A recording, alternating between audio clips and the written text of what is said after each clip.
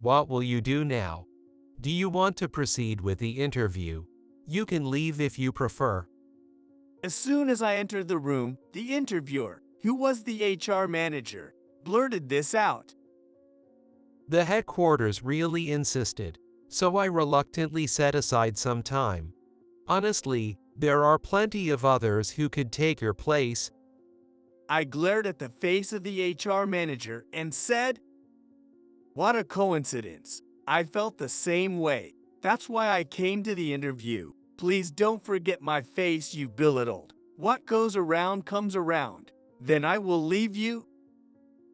Impertinent. I left the room with a furious HR manager and the employee beside him. If someone is this terrible, there's no reason to hesitate. I am Marty Johnson. I'm the 7th generation of a traditional confectionery company. It started as a small pastry shop, but during a sweets boom in my great-grandfather's time, it caught the wave and expanded its distribution channels significantly. Now, it has grown into a large corporation with 8 factories and 5 branch offices nationwide. One of the things that our company has valued is the on-site approach. To make good products, you need good employees. For that, we must create an environment where employees are genuinely motivated to work. That starts with understanding the field. For generations, successors have first worked as employees, rotating through branches and accumulating experience in the field across various departments before they are recognized as successors. In this way, we have valued every employee's voice in the field, addressed their grievances, reduced turnover, and improved the quality of our workforce. Based on feedback from the field, we have streamlined processes and enhanced productivity. I was no exception, and as an employee, I went around the branch office hiding my background. I have grasped the unique characteristics of each branch, like one that thrives on local community engagement and is loved by the locals, boosting sales, or another with a younger workforce keen on product development and innovation, and I have made proposals to leverage these strengths to my father. Through such accomplishments, I became the president. Even now as president, I have never forgotten the principle of being on-site approach. However, in recent years, I've started hearing unsettling things. One branch in particular had an unusually high turnover rate. This branch had given the HR department full control over hiring. Also, productivity there had significantly dropped. Clearly, something was going on. I reached out to the HR department at the branch to see if they knew anything. However, the response from the HR manager was this: As far as we can see, there are no problems. The records might show a high turnover, but it's not really due to any specific reasons here. It's just that several people have resigned due to personal circumstances. Pushing further, I got this response: Only those in the field really understand it. Please don't judge just by the numbers. I'm telling you, there are no issues from where we stand. Can you just trust me? It was getting nowhere. Indeed, when I investigated the reasons for leaving, they were listed as family circumstances. On paper, nothing seemed amiss. But I was certain something was happening in the HR department. Because in departments where HR was not involved, turnover was not that high. Looking back, I found that this trend began about 5 years ago when the former HR manager brought his brother-in-law, Ryan, who had been working in the HR department of another company, to our company to serve as his one-hand man. And it escalated 2 years ago, the year Ryan became HR manager, following the former manager's retirement.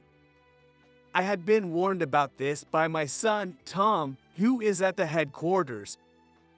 However, I had underestimated it because the former HR manager had been my former boss. When I was a new employee, he taught me everything from scratch. That continued even as I rotated through various departments, and he became a valued confidant regardless of position. Having no siblings, he was like a brother to me because of our close ages. That's why, even when he said he was pulling his brother-in-law from another company, and even after reports of rising turnover rates at the branch, I thought, he's got this. I respected and trusted him. And now, here we are. It can no longer be dismissed as just a temporary thing. Dad, we can't overlook this anymore. I'll go there myself. Tom finally said, looking disappointed. Tom was also helped by the former HR manager when he joined the company. Though we had grown apart over the past 5 years, he had treated him like a son. If Ryan is pursued, the problem will go back to the former HR manager who hired him to succeed him. It was a tough decision, but I couldn't let our valuable employees suffer any further. No, it's fine. I'll go. I'm sorry for making you worry. I should have made a decision sooner. First, I'm going to talk to the former HR manager, Keith. I made the decision to intervene at the branch. I contacted the former HR manager. I called him to a coffee shop near his house to have a detailed discussion. It's been a while, Keith. I'm glad to see you. Sorry. As soon as I spoke, Keith apologized to me. I've done something terrible. I betrayed your trust. He said with bitterness. You know why I'm here. I want to hear it from you. The story Keith told was shocking. Keith married and became a son-in-law of the Ingram family. His in-laws and his wife Kathy doted on Keith's brother-in-law, Ryan. Spoiled from a young age, Ryan grew up to be very proud and selfish. He worked in the HR department of a company due to family connections, but caused problems and couldn't stay there. Then he set his sights on Keith, his brother-in-law. Get him a job at your company. You're the HR manager. You can do it. Keith said his in-laws and Kathy begged him daily until he finally gave in. Ryan did have impressive educational credentials, and he had gained some experience at a well-known local company due to family connections. That made Keith think it might be all right to accept him. Thus, Ryan joined, hiding his previous issues and claiming he was pulled as a right-hand man from a famous company to be HR manager. Why on earth did you place such a problematic person in HR of all places? I couldn't help but look grim. Keith said he had warned Ryan several times before he joined. Everything from the company's philosophy and the role of HR to valuing each employee as a human being. I thought I could supervise him closely and teach him. There were employees I had trained for succession, so I thought everything would be fine after my retirement. That was his reason for placing Ryan in HR. However, after joining, Ryan began to use Keith's influence to assert himself and eventually stop listening to Keith's directions. That's why I thought he would calm down a bit if I retired and a new HR manager took over. He explained. Keith's words shocked me further. What are you saying? You recommended Ryan as your successor, didn't you? When I raised my voice in surprise, he looked stunned and flustered. I did let Ryan join, but I never intended for him to become HR manager. Saying he was my right hand was just an excuse to keep an eye on him. I only put him in HR to watch over him. There was no way I wrote any recommendation. If there hadn't been a recommendation letter, another employee who was the deputy HR manager at the time would have been promoted to manager. However, Ryan was appointed as HR manager on an exceptional basis because Keith, whom everyone trusted, had gone out of his way to recruit him and had allegedly recommended him. Since Ryan became HR manager, the number of resignations has been rapidly increasing. The quality of the branch employees has significantly deteriorated. There are many complaints from the field. All these issues were only in the departments associated with HR and Ryan. It's clear that Ryan is the cause. The headquarters trusted him simply because Keith recommended him. But no one expected all that to be a deception. I was at a loss for words. Keith has been living separately from his wife Kathy since he left the company. He couldn't keep up with the way his in-laws operated and decided to distance himself. Therefore, Keith wasn't informed about Ryan, including that Ryan had become HR manager. Since Ryan joined the company as his brother-in-law, Keith has been avoiding his colleagues at the company out of guilt. If only I had noticed sooner, he said, hitting the table in frustration. At the time, the recommendation letter was kept in his desk drawer. He locked it when he was away for a long time, but left it unlocked when he just stepped out to get coffee. Ryan, who sat next to him, could have used that opportunity to rewrite the recommendation letter. So, the recommendation letter was forged by Ryan. I was shocked to learn this truth I had never imagined. But at the same time, I was relieved. It wasn't Keith who had recommended that hopeless Ryan. He might have indeed brought him into the company through connections, but that wasn't. Keith had been trying to fix Ryan even at the cost of his own retirement. I said, "It's certainly your responsibility that you got Ryan hired by falsifying his background. But all his actions thereafter are on Ryan.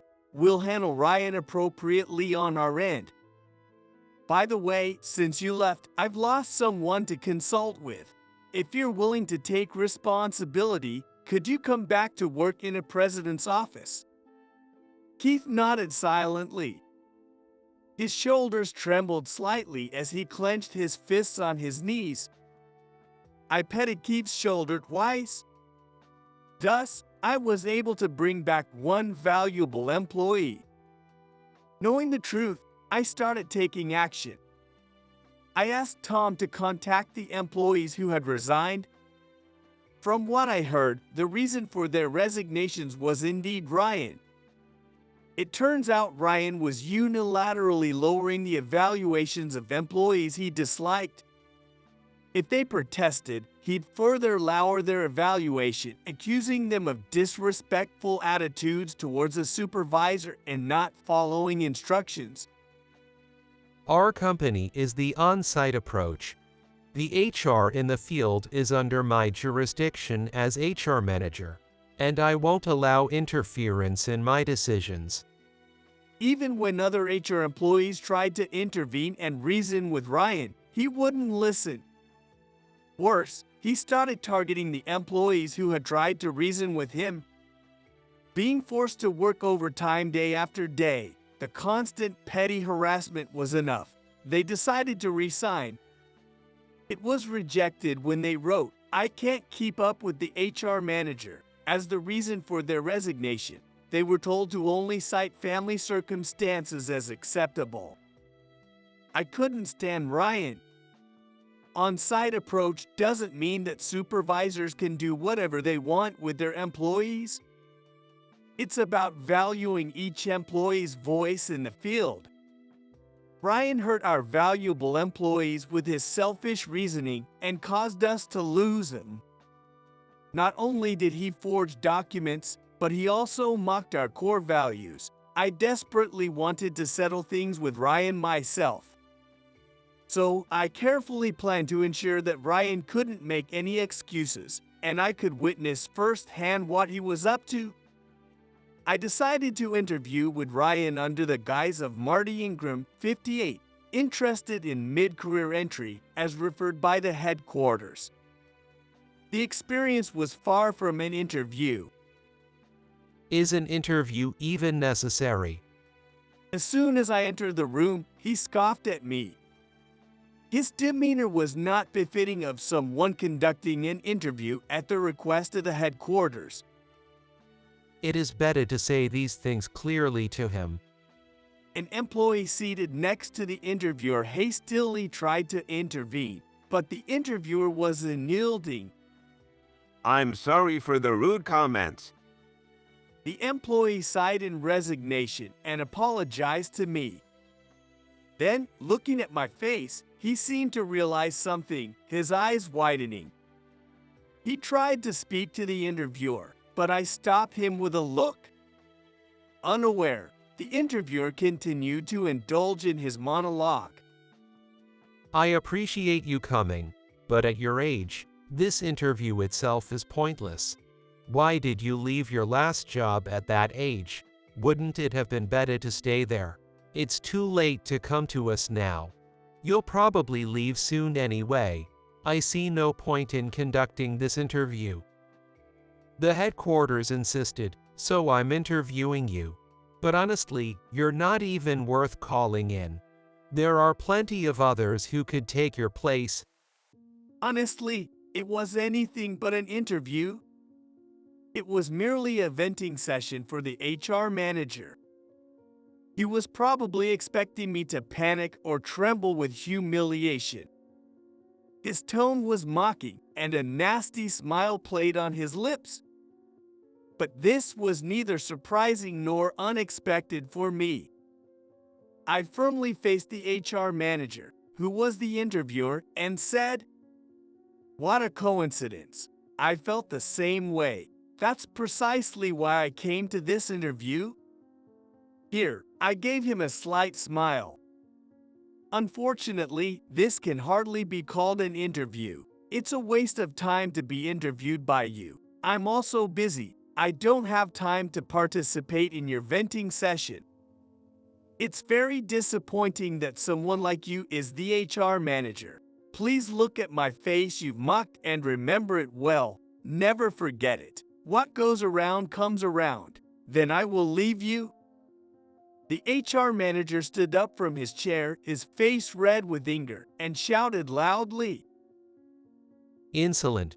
I took time out for an interview you shouldn't even have gotten. Be grateful. At your age, no one else would hire you. Understand your place and act accordingly. As he frothed at the mouth in rage, I left the room, ignoring the HR manager and the employee beside him. The employee next to Ryan, who tried to intervene and looked apologetic to me. He saw my face and knew I was the president.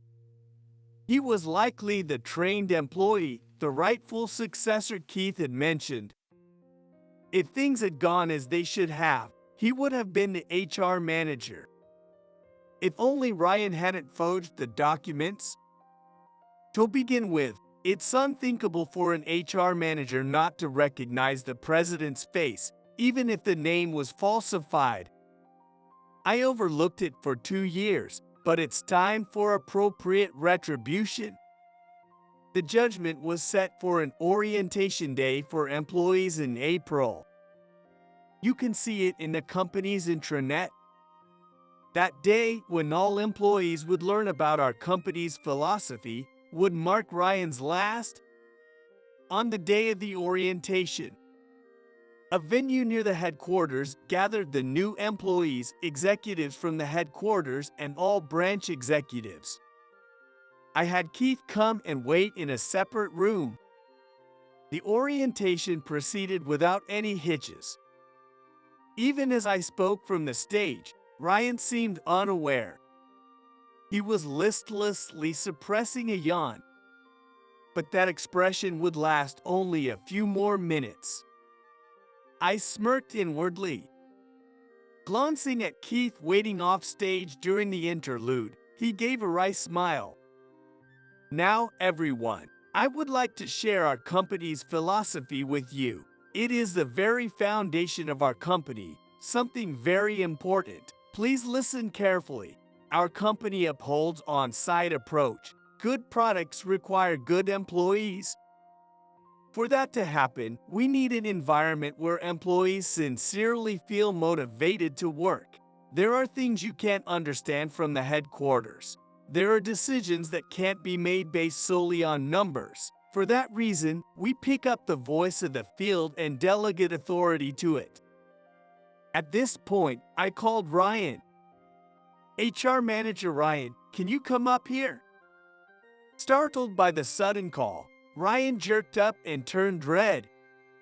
He looked around nervously, then looked up at me as if to say, "Me?" "Yes, you, Ryan. Do you remember my face?" Ryan looked at me with a bewildered expression. When he recognized me, his mouth dropped open. The color drained from his face and he began to tremble. "It seems you remember. Let's fulfill the promise from the other day. Come up to the stage, please." Ryan hesitated, but the surrounding executives forced him up to the stage. This man here misunderstood our company's philosophy. He misconstrued the meaning of on-site approach and the delegation of authority as permission for supervisors to do whatever they pleased. He misused his power solely to show off his authority, mistreating our valuable employees. As a result, many employees resigned. I hope none of you ever become like him. If there are any such individuals, please speak up and let us know. I promise you, I will do everything in my power to ensure none of you are harmed by such individuals. The authority given should not be used to satisfy personal desires. Our company will never tolerate such tyranny. The venue fell silent. Ryan tried to escape in anger but was firmly held by the executives and couldn't get away. He stood there, trembling and blushing with humiliation under the scornful gazes of everyone. I consider each of you employees a treasure. The philosophy of on-site approach exists for your sake. In fact, Ryan joined our company mid-career, using connections. He had a wonderful resume, but unfortunately, it was all a lie. It seems he failed to understand our company's philosophy and betrayed the trust of the person who hired and trained him. He forged documents and took up the role of HR manager, which he should not have had, and did as he pleased for 2 years. I regret that it took so long to notice, and many employees have left our company because of it. It was a grave oversight on my part. I am truly sorry. I looked around the hall and apologized to them. I turned my attention to the executives with the thought, I am sorry for my selfishness. I am truly blessed with good employees. I felt a warmth in my chest. The new employees were surprised by this sudden public denunciation and puzzled why someone unrelated like themselves was being apologized to. You might be wondering why I am discussing this now and exposing our company's embarrassment today. I want you to know that I am the president who failed to see through such tyranny. It's precisely because I am that president that I need your help. Please do not hesitate to let us hear the voice of the field. We are human. We make mistakes and there are things we don't notice. When that happens, I want you to speak up. We will listen to those voices with all our might. That is our company's philosophy. A big applause erupted from the venue. Branch offices and executives from the headquarters were also nodding and clapping vigorously. Recently, I decided to interview him incognito. I wanted to see him for myself, so I had him interview me under the guise of a request from headquarters. Guess what happened? He immediately asked, "Is an interview necessary?" I was taken aback. He said there's no point in hiring someone my age, that there's no meaning to the interview, and that there are plenty of others who could replace me. HR is where employees are evaluated and placed, which means you need to know the company's employees well to manage it. Yet, he didn't even recognize my face, despite us meeting every year. Well, according to him, there are plenty of others who could replace me. When the time comes, I intend to pass on this role, but there are as many replacements for him as there are for me. I believe that the HR manager should be someone who knows and values the employees. I hereby declare a change in executives. HR Manager Ryan Martinez, you are fired effective today for falsifying company documents. If you object, we can discuss it with the appropriate authorities. It would be better for you to resign quietly. It may be difficult for someone your age to find another job, but do your best. And just so you know, we will tell the truth when inquired about your reemployment. Remember that the new HR manager will be the current deputy manager, Paul Smith. Thus, the public denunciation came to a close. By exposing a part of our company, I hope everyone understood that we have nothing to hide and that we are a company that will do anything to value our employees. Ryan was let out by Keith, shouting loudly as he went. He was delivered straight to his in-laws' home, where Keith spilled everything that had happened. Keith's reputation at his in-laws plummeted. Having been fired twice, Ryan lost the trust of his wife's family and was divorced. He tried to return to his parents' home but was rejected. The backlash from his parents and Keith's wife, Kathy, who had doted on him all his life, was severe. Keith, whom Ryan had relied on, turned him away, saying Keith could be bothered any longer. Thus far, I have written as accurately as possible, pulling out the recording of the orientation day and including self-reflection. Some names have been fictionalized to prevent identification, but please forgive me for that. Since then, communication within the company has greatly improved. I contacted each employee who had resigned, telling them that if they were still willing to work for our company, I would like them to come back. Some had found new jobs, but most returned. To reward them, I created an employee consultation desk in the president's office. To ensure that employee voices are never suppressed, requests and consultations from employees can be directly delivered to me. Keith was appointed to run this service. Though he initially refused, claiming responsibility for the past events, but I insisted he take on the role to responsibly listen to the employees. He is now divorced and living by himself. I plan to make full use of him until he is 65. Daily intense discussions are held in the president's office based on employee feedback. Such like, it's neither this nor that. Sometimes, we even invite the employees who consulted us to join the discussions directly. A newly hired employee recently said, "I have an idea I'd like to try," and proposed a new dessert. And now for a postscript about Ryan. He is now working part-time at a convenience store. One of the branch office employees happened to stop by the convenience store and saw him at the register. Please do your job properly. Can't you even greet properly? Isn't that basic? What kind of work have you been doing up until now? Ryan was being scolded by a college student working part-time about the age of his own children. He couldn't help but laugh when he saw Ryan being lectured by someone so young. Long time no see. Do you remember me? Your harassment forced me to resign, but thanks to the president, I'm back at the company now. To think I'd run into you here, of all places. I never imagined it. Apparently, he said it at the checkout. This is a respectable job too. Don't belittle it.